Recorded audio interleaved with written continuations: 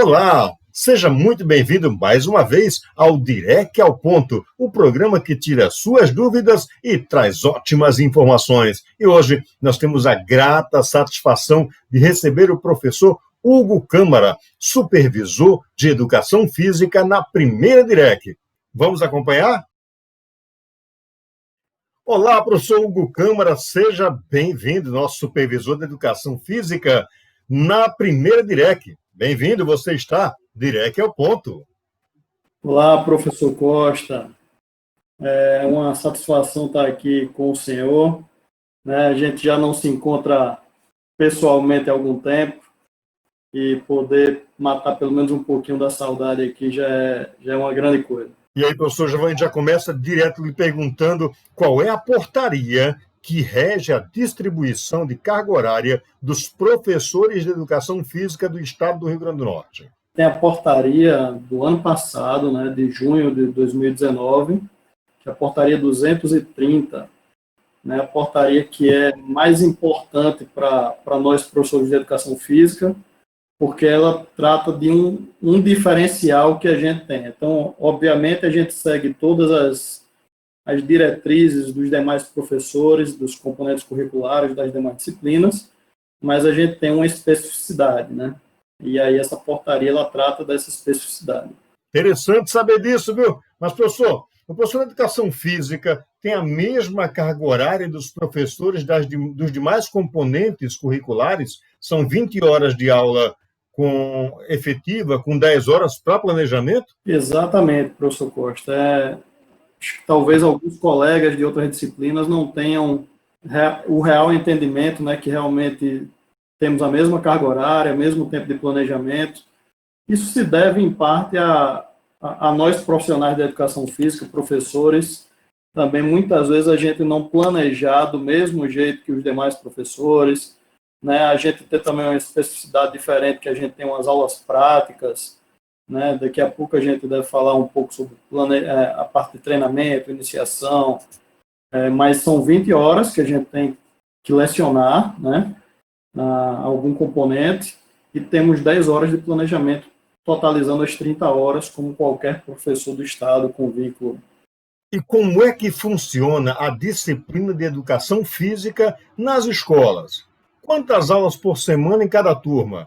As aulas devem ser apenas práticas? Pois é. Então, a gente vem aí de uma história, na educação física, de um período militar que a gente teve toda uma história tecnicista, E por isso que é importante a gente conhecer a história também. As nossas aulas eram sempre muito práticas, A gente sempre foi conhecido como professor de educação física, até por nossas vestimentas serem muito, vestimentas para a prática mesmo, e isso já diferenciava o nosso perfil dos demais professores da escola.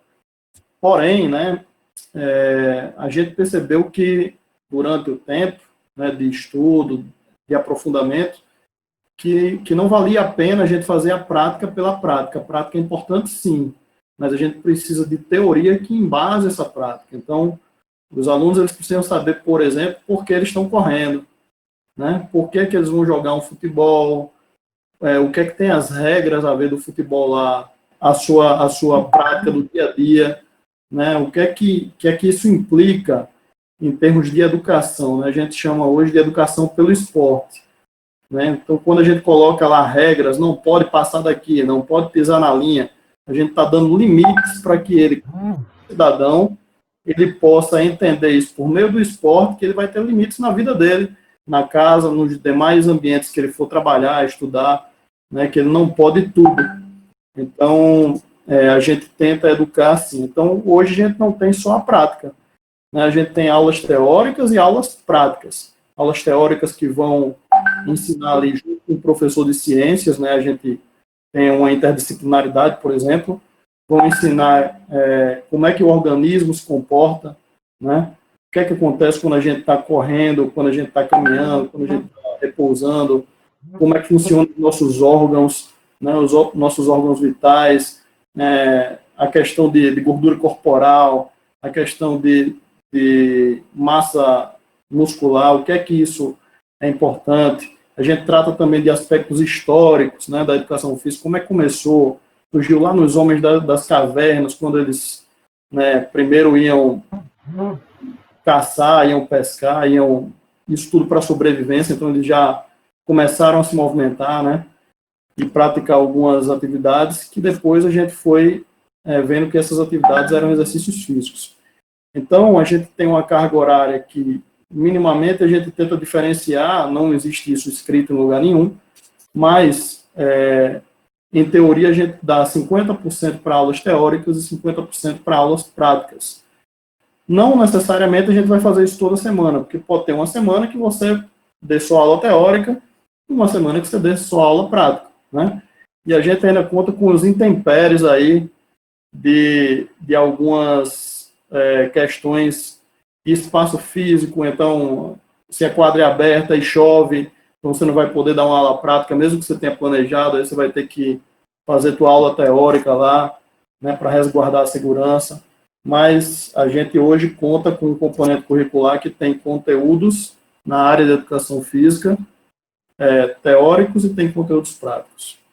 Professor, nós vivemos agora um momento em que a BNCC, a Base Nacional Comum Curricular, é a menina dos olhos da educação brasileira. E quais são os conteúdos que os professores de educação física devem ministrar de acordo com esta base que está aí colocada? Então, a gente tem que ministrar conteúdos relativos a brincadeiras e jogos, né? Então, por exemplo, dama é importante, jogo da velha é importante, jogo da forca é importante. Então, a gente tem como fazer com que esses jogos, né, tenham algum sentido e alguns porquês. Não é o brincar por brincar, não é o jogar por jogar. A gente tem como dar sentido a essa brincadeira e fazer com que eles aprendam de uma forma muito mais lúdica, né? Então, jogos e brincadeiras é um conteúdo, esportes, que muito provavelmente é o conteúdo que a maioria dos profissionais de educação física e professores de escola tem mais afinidade, facilidade de lecionar, né? E aí, muitas vezes a gente é visto só com o conteúdo de esporte sendo o único da educação física. Temos as ginásticas, né? Ensinando questões de ritmo, né? De movimentos, de alongamentos, né?